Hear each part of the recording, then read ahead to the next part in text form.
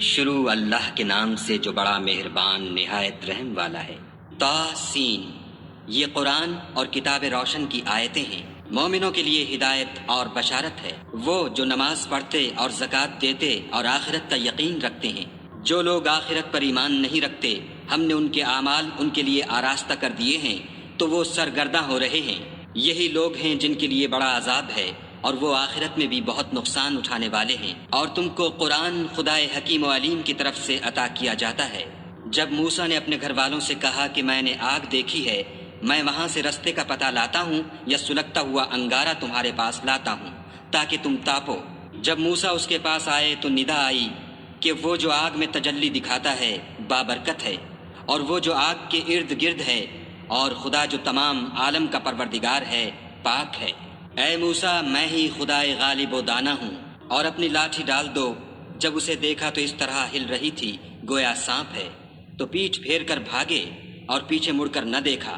حکم ہوا کہ موسیٰ ڈرو مت، ہمارے پاس پیغمبر ڈرا نہیں کرتے۔ ہاں، جس نے ظلم کیا پھر برائی کے بعد اسے نیکی سے بدل دیا تو میں بخشنے والا مہربان ہوں۔ اور اپنا ہاتھ اپنے گریبان میں ڈالو، بے عیب سفید نکلے گا، ان 2 معجزوں کے ساتھ جو 9 معجزوں میں داخل ہیں۔ فرعون اور اس کی قوم کے پاس جاؤ کہ وہ بد کردار لوگ ہیں۔ جب ان کے پاس ہماری روشن نشانیاں پہنچیں، کہنے لگے یہ صریح جادو ہے، اور بے انصافی اور غرور سے ان سے انکار کیا، لیکن ان کے دل ان کو مان چکے تھے۔ سو دیکھ لو کہ فساد کرنے والوں کا انجام کیسا ہوا۔ اور ہم نے داؤد اور سلیمان کو علم بخشا، اور انہوں نے کہا کہ خدا کا شکر ہے جس نے ہمیں اپنے بہت سے مومن بندوں پر فضیلت دی۔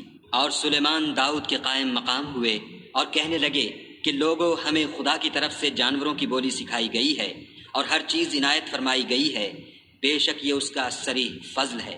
اور سلیمان کے لیے جنوں اور انسانوں اور پرندوں کے لشکر جمع کیے گئے اور وہ قسم وار کیے گئے تھے، یہاں تک کہ جب چیونٹیوں کے میدان میں پہنچے تو ایک چیونٹی نے کہا کہ چیونٹیوں اپنے اپنے بلوں میں داخل ہو جاؤ، ایسا نہ ہو کہ سلیمان اور اس کے لشکر تم کو کچل ڈالیں اور ان کو خبر بھی نہ ہو۔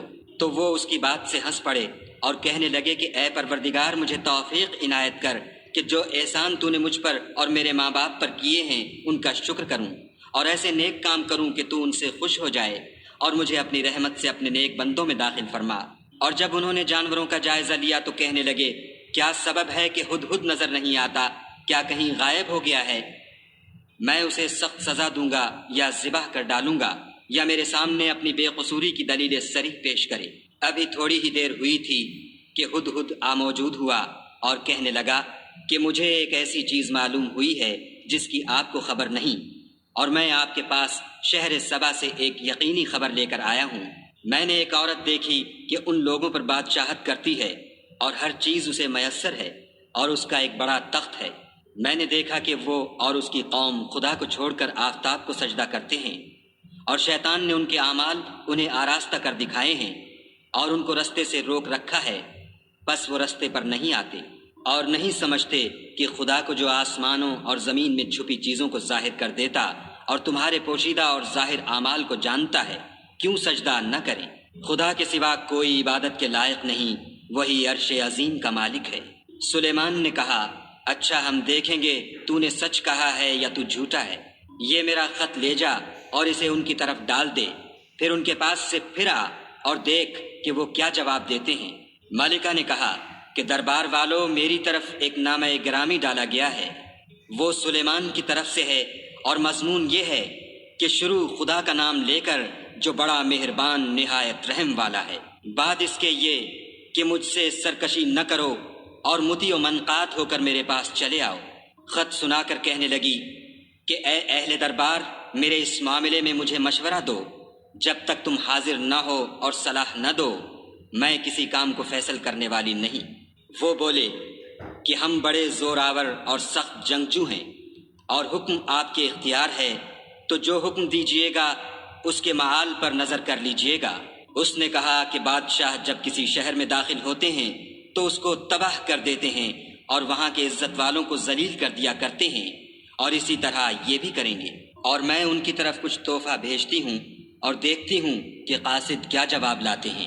جب قاصد سلیمان کے پاس پہنچا تو سلیمان نے کہا کیا تم مجھے مال سے مدد دینا چاہتے ہو؟ جو کچھ خدا نے مجھے عطا فرمایا ہے وہ اس سے بہتر ہے جو تمہیں دیا ہے۔ حقیقت یہ ہے کہ اپنے تحفے سے تم ہی خوش ہوتے ہوگے۔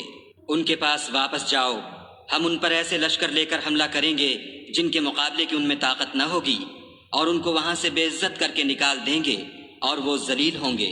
سلیمان نے کہا کہ اے دربار والو، کوئی تم میں ایسا ہے کہ قبل اس کے کہ وہ لوگ فرما بردار ہو کر ہمارے پاس آئیں ملکہ کا تخت میرے پاس لے آئے؟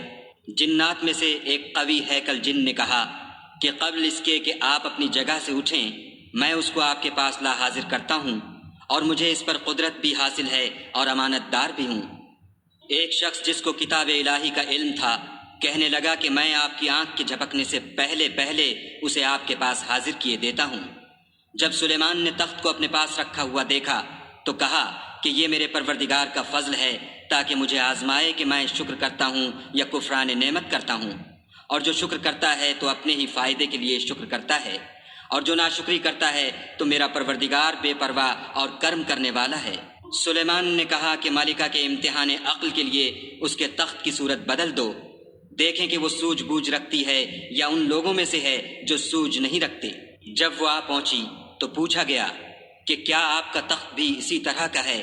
اس نے کہا کہ یہ تو گویا ہو بہو وہی ہے، اور ہم کو اس سے پہلے ہی سلیمان کی عظمت و شان کا علم ہو گیا تھا، اور ہم فرما بردار ہیں۔ اور وہ جو خدا کے سوا اور کی پرستش کرتی تھی سلیمان نے اس کو اس سے منع کیا، اس سے پہلے تو وہ کافروں میں سے تھی۔ پھر اس سے کہا گیا کہ محل میں چلیے۔ جب اس نے اس کے فرش کو دیکھا تو اسے پانی کا حوض سمجھا اور کپڑا اٹھا کر اپنی پنڈلیاں کھول دیں۔ سلیمان نے کہا یہ ایسا محل ہے جس کے نیچے بھی شیشے جڑے ہوئے ہیں۔ وہ بول اٹھی کہ پروردگار میں اپنے آپ پر ظلم کرتی رہی تھی، اور اب میں سلیمان کے ہاتھ پر خدا رب العالمین پر ایمان لاتی ہوں۔ اور ہم نے سمود کی طرف ان کے بھائی صالح کو بھیجا کہ خدا کی عبادت کرو، تو وہ دو فریق ہو کر آپس میں جھگڑنے لگے۔ صالح نے کہا کہ اے قوم، تم بھلائی سے پہلے برائی کے لیے کیوں جلدی کرتے ہو، اور خدا سے بخشش کیوں نہیں مانگتے تاکہ تم پر رحم کیا جائے؟ وہ کہنے لگے کہ تم اور تمہارے ساتھی ہمارے لیے شگون بد ہیں۔ صالح نے کہا کہ تمہاری بدشگونی خدا کی طرف سے ہے، بلکہ تم ایسے لوگ ہو جن کی آزمائش کی جاتی ہے۔ اور شہر میں 9 شخص تھے جو ملک میں فساد کیا کرتے تھے اور اصلاح سے کام نہیں لیتے تھے۔ کہنے لگے کہ خدا کی قسم کھاؤ کہ ہم رات کو اس پر اور اس کے گھر والوں پر شبخون ماریں گے، پھر اس کے وارثوں سے کہہ دیں گے کہ ہم تو اس کے گھر والوں کے موقع ہلاکت پر گئے ہی نہیں، اور ہم سچ کہتے ہیں۔ اور وہ ایک چال چلے اور ہم بھی ایک چال چلے، اور ان کو کچھ خبر نہ ہوئی۔ تو دیکھ لو کہ ان کی چال کا انجام کیسا ہوا۔ ہم نے ان کو اور ان کی قوم سب کو ہلاک کر ڈالا۔ اب یہ ان کے گھر ان کے ظلم کے سبب خالی پڑے ہیں۔ جو لوگ دانش رکھتے ہیں ان کے لیے اس میں نشانی ہے، اور جو لوگ ایمان لائے اور ڈرتے تھے ان کو ہم نے نجات دی۔ اور لوط کو یاد کرو جب انہوں نے اپنی قوم سے کہا کہ تم بے حیائی کے کام کیوں کرتے ہو، اور تم دیکھتے ہو کیا تم عورتوں کو چھوڑ کر لذت حاصل کرنے کے لیے مردوں کی طرف مائل ہوتے ہو؟ حقیقت یہ ہے کہ تم احمق لوگ ہو۔ تو ان کی قوم کے لوگ بولے تو یہ بولے، اور اس کے سوا ان کا کچھ جواب نہ تھا کہ لوط کے گھر والوں کو اپنے شہر سے نکال دو، یہ لوگ پاک بننا چاہتے ہیں۔ تو ہم نے ان کو اور ان کے گھر والوں کو نجات دی، مگر ان کی بیوی کہ اس کی نسبت ہم نے مقرر کر رکھا تھا کہ وہ پیچھے رہنے والوں میں ہوگی۔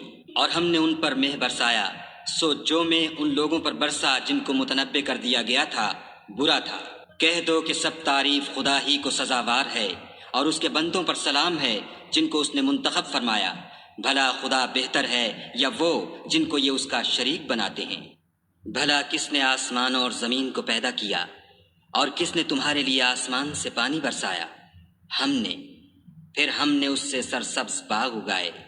تمہارا کام تو نہ تھا کہ تم ان کے درختوں کو اگاتے، تو کیا خدا کے ساتھ کوئی اور بھی معبود ہے؟ ہرگز نہیں، بلکہ یہ لوگ رستے سے الگ ہو رہے ہیں۔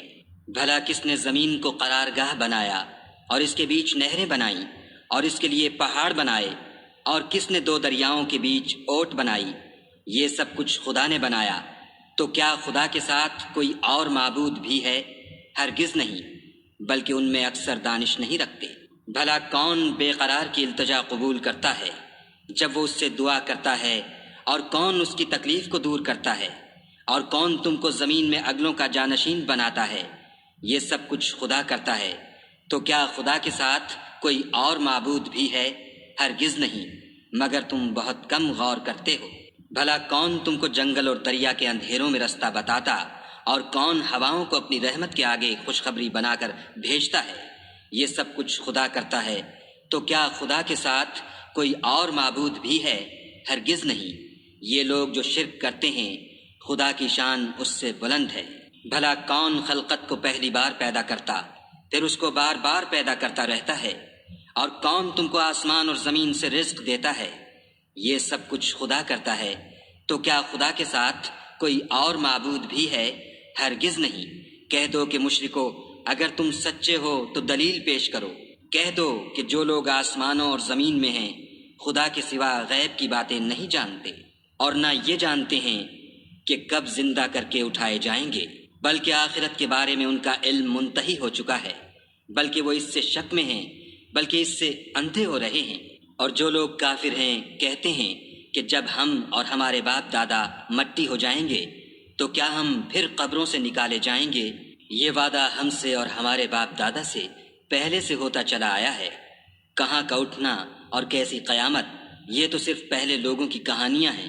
کہہ دو کہ ملک میں چلو پھرو، پھر دیکھو کہ گناہ گاروں کا انجام کیا ہوا، اور ان کے حال پر غم نہ کرنا، اور نہ ان چالوں سے جو یہ کر رہے ہیں تنگ دل ہونا، اور کہتے ہیں کہ اگر تم سچے ہو تو یہ وعدہ کب پورا ہوگا؟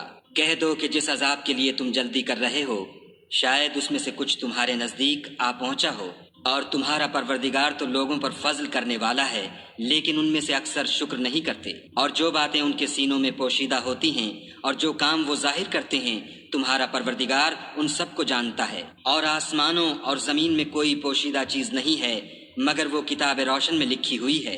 بے شک یہ قرآن بنی اسرائیل کے سامنے اکثر باتیں جن میں وہ اختلاف کرتے ہیں بیان کر دیتا ہے، اور بے شک یہ مومنوں کے لیے ہدایت اور رحمت ہے۔ تمہارا پروردگار قیامت کے روز ان میں اپنے حکم سے فیصلہ کر دے گا، اور وہ غالب اور علم والا ہے۔ تو خدا پر بھروسہ رکھو، تم تو حق صریح پر ہو۔ کچھ شک نہیں کہ تم مردوں کو بات نہیں سنا سکتے، اور نہ بہروں کو جبکہ وہ پیٹھ پھیر کر پھر جائیں آواز سنا سکتے ہو، اور نہ اندھوں کو گمراہی سے نکال کر رستہ دکھا سکتے ہو۔ تم تو انہی کو سنا سکتے ہو جو ہماری آیتوں پر ایمان لاتے ہیں اور وہ فرما بردار ہو جاتے ہیں۔ اور جب ان کے بارے میں عذاب کا وعدہ پورا ہوگا تو ہم ان کے لیے زمین میں سے ایک جانور نکالیں گے جو ان سے بیان کر دے گا، اس لیے کہ لوگ ہماری آیتوں پر ایمان نہیں لاتے تھے۔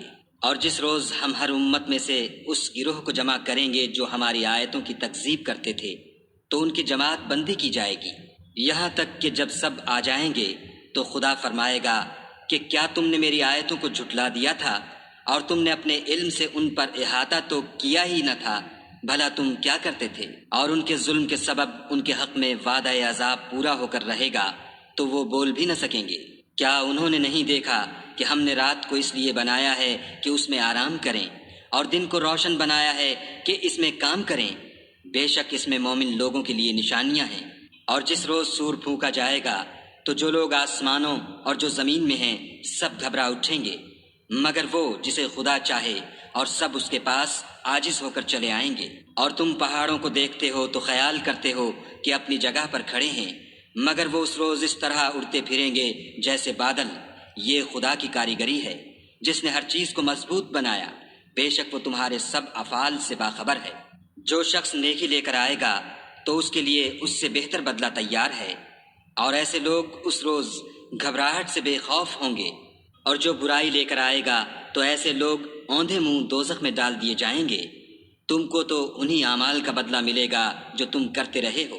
کہہ دو مجھ کو یہی ارشاد ہوا ہے کہ اس شہر مکہ کے مالک کی عبادت کروں جس نے اس کو محترم اور مقام ادب بنایا ہے، اور سب چیز اسی کی ہے، اور یہ بھی حکم ہوا ہے کہ اس کا حکم بردار رہوں، اور یہ بھی کہ قرآن پڑھا کروں۔